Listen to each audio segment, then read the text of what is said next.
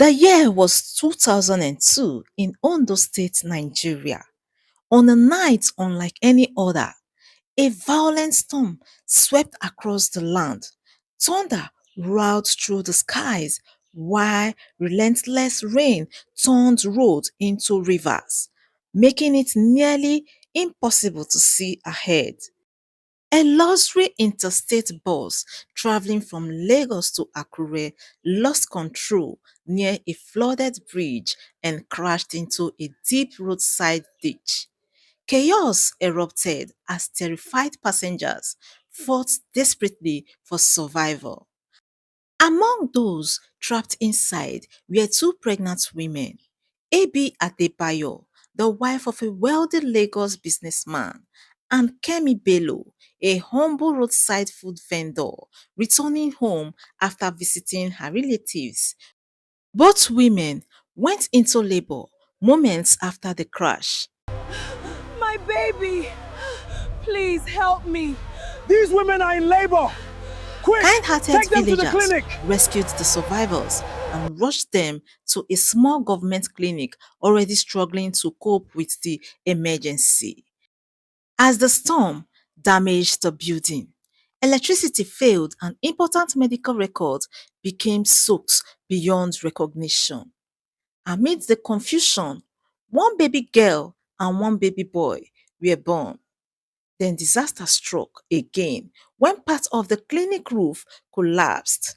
Nurses hurriedly carried newborns from one room to another, trying only to save lives. When the storm finally ended, no one realized a heartbreaking mistake had been made. The babies had been given to the wrong families, and a secret was born that would remain hidden for the next 24 years.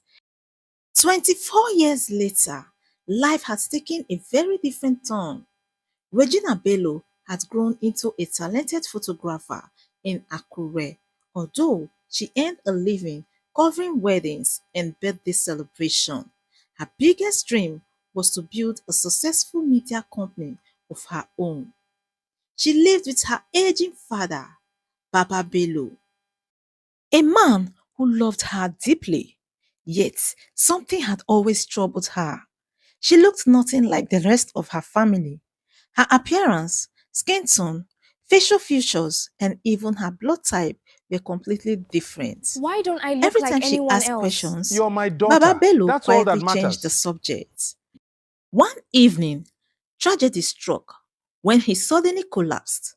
At the hospital, knowing his time was running out, he placed an old rusty key into Regina's trembling hand and whispered four mysterious words that would change her life forever. Don't ignore the rain. Baba Bello passed. After laying him to rest, Regina discovered a hidden metal box beneath his bed. Inside were forgotten pieces of the past, a faded hospital bracelet, a newborn photograph, and an old newspaper article about the devastating flood, and a torn letter with its final page missing. At the bottom of the letter, one sentence stood out in red ink: "She must never discover the truth." Those words shattered everything Regina believed about herself. Questions filled her mind, and for the very first time, she began to search for the truth about her own identity. In Lagos, Tunde Adebayo had built a reputation very different from that of his influential father. Rather than chasing power, he devoted his life to helping ordinary people through a respected legal aid foundation. When the organization announced a nationwide youth empowerment conference, Regina won the contract to cover the event as the official photographer. Stepping into such luxury left her amazed, but fate had an even bigger surprise waiting. An accidental collision caused her expensive camera lens to break. Oh no! I'm so sorry. I'll replace it. Really? It was my fault. Expecting arrogance from a wealthy executive, she was caught completely off guard when Tunde apologized sincerely and immediately offered to replace it. Their first conversation flowed effortlessly, filled with humor and unexpected warmth. Over the following days, they kept crossing paths, and a genuine connection slowly began to grow between them. Unfortunately, they were not alone. Watching from a distance was Zara, Tunde's famous influencer fiancée. The moment she noticed his growing interest in Regina, jealousy quietly took root in her heart, and Zara was not the kind of woman who accepts defeat. Back in Akure, Regina devoted herself completely to uncovering the mystery hidden inside the metaverse. Her search led her through old government archives, where she discovered that many important records connected to the flood had disappeared years earlier. A retired journalist confirmed her worst fears. According to his investigation, several hospital files had vanished shortly after the disaster. Yet, no official inquiry was ever launched. Many files disappeared after the flood. Nobody ever investigated it. Why not? That same night, a chilling phone call interrupted her search. An unfamiliar voice warned her to stop asking questions. Moments later, the same voice called again with an even darker message, reminding her that some truths were meant to stay buried. Fear followed her home. The next morning, Regina discovered that someone had broken into her apartment.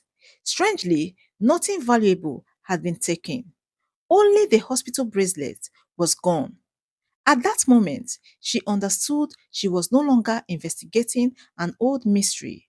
Someone was actively watching her, and that person was desperate to keep the truth hidden.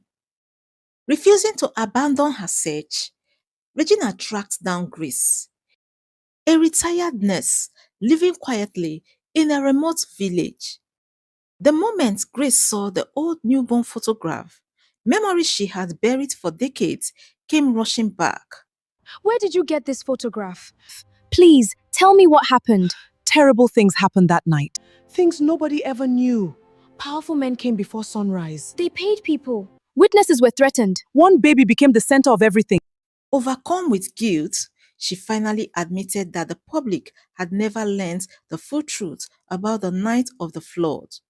Shortly after the babies were born, several powerful men arrived at the clinic before sunrise. They ordered everyone to remain silent while money exchanged hands. Hospital files disappeared, and frightened witnesses were warned never to speak. Grace confessed that one newborn had somehow become the center of carefully planned secret operation, though she never understood why. Before she could reveal anything more, the sound of approaching motorcycles shattered the silence. Masked attackers stormed the property, forcing Regina and Grace to escape through the back of the house. A desperate chase unfolded across rain-soaked farmland as thunder roared overhead. Bullets flew dangerously close, and Regina barely escaped with her life. As she stumbled and looked back, one detail caught her attention: a ring worn by one of the attackers.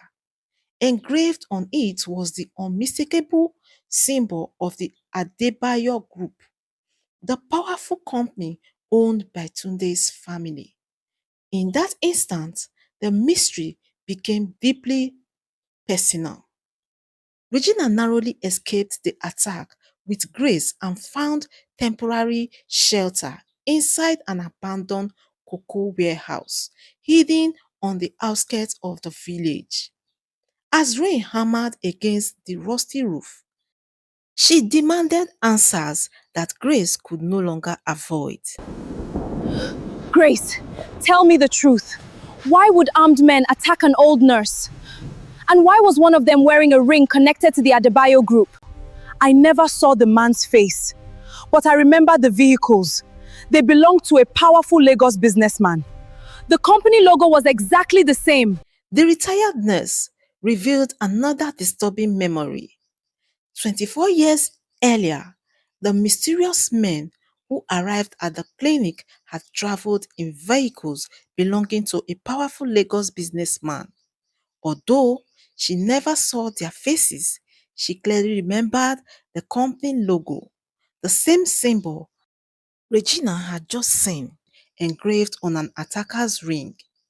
Far away in Lagos, Tunde received an unsettling phone call informing him that his family's company was being connected to an old scandal. When he confronted Chief Adebayo, his father's unusually angry reaction revealed something Tunde had never seen before. Father, people are linking our company to an old scandal. Who told you that?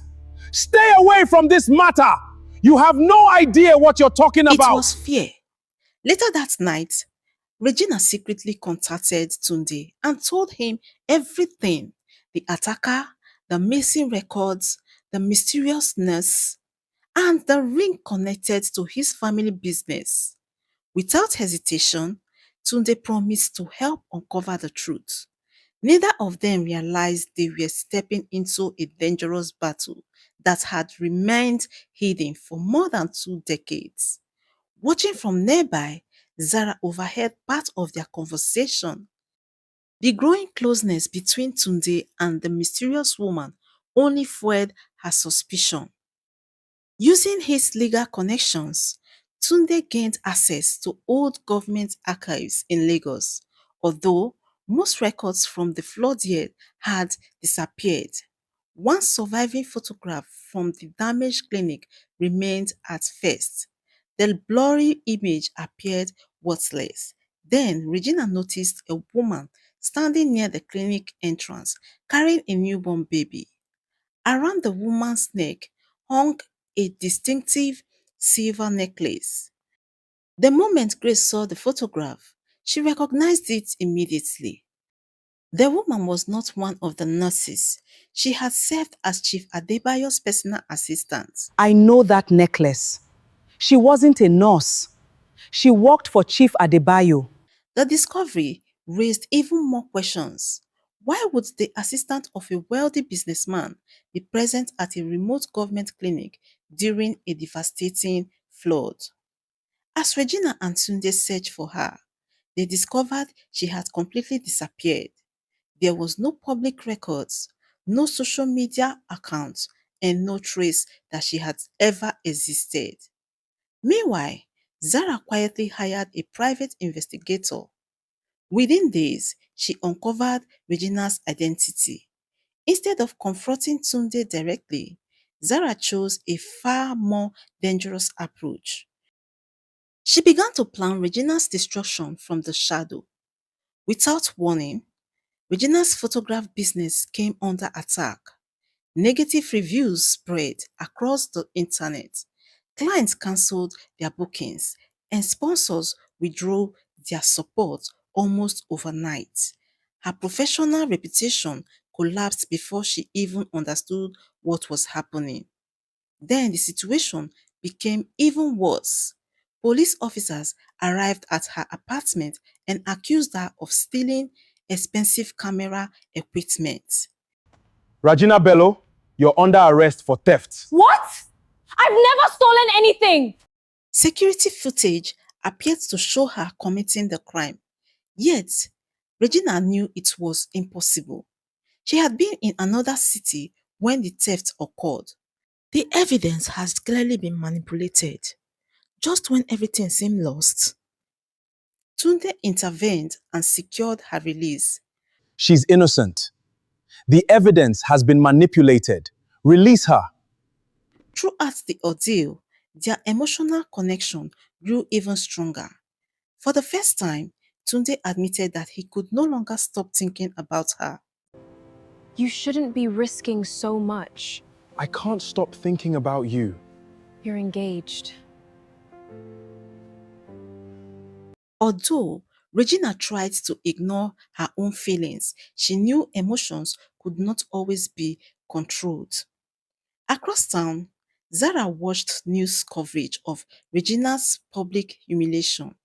Satisfied with the damage she had caused, she smiled completely, unaware that even greater secrets were about to emerge. As small memories returned, Grace remembered another witness from the night of the flood, a hospital cleaner named Musa. Unlike everyone else, Musa had witnessed almost everything before disappearing shortly after the disaster. Following several unsuccessful leads, Regina and Tunde finally located him, living alone inside a remote fishing community along the coast. Fear had kept him silent for 24 years. Only after seeing the newborn photograph did Musa finally decided to speak. He revealed that powerful men had argued inside the clinic shortly after the babies were born. One insisted that a particular child be moved immediately, while another fiercely opposed the decision. The disagreements nearly became violent before money exchanged hands and hospital records were secretly altered. By morning, everyone behaved as though nothing unusual had happened. Before Regina and Tunde left, Musa entrusted them with an old pocket diary he had hidden for decades. I've carried this for 24 years. Take it. Inside were names, dates, vehicle registration numbers, and one mysterious sentence that neither of them could understand. The wrong child was never the target. It quickly became the most important clue they had uncovered. Using the information recorded in Musa's diary, Tunde secretly arranged independent DNA testing to prevent any interference from his family's influence. Several samples were collected and analyzed. Weeks later, the long-awaited results finally arrived. Inside a private office, Regina and Tunde opened the report with trembling hands.